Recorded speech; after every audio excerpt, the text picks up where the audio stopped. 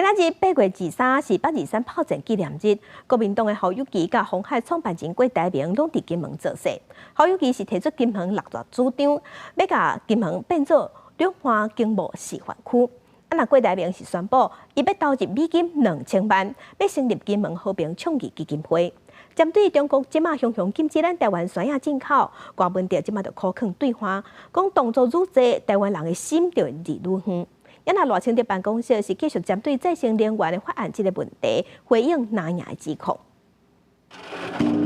钟声一响，两岸和平永长存。靠向和平中，国民党总统参选人侯友宜日日参访金门和平园区，赶伫823前一天，侯友宜讲要互金门成做两岸经贸示范区，提出6大主张，包括起诉金厦大桥公道、设两岸医疗专区等。讲要开放两岸协商机制，降低台海风险。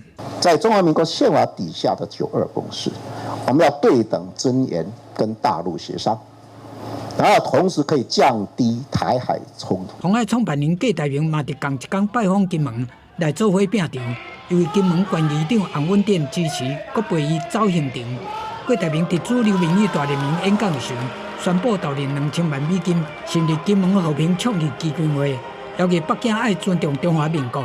我要更严重的提醒北京当局，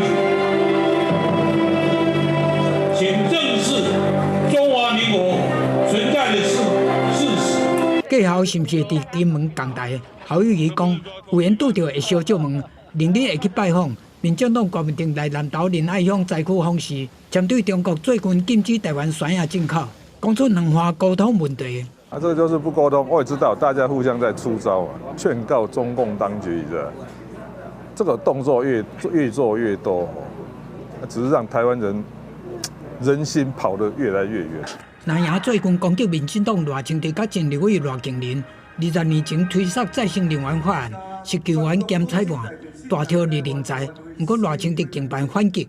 请国民党不要为了核能复辟，把专业伦理都放弃了。最近关于再生能源发展，国民党有许多恶意抹黑的造谣。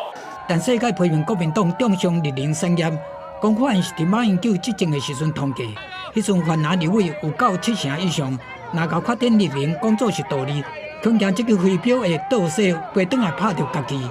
记者综合报道。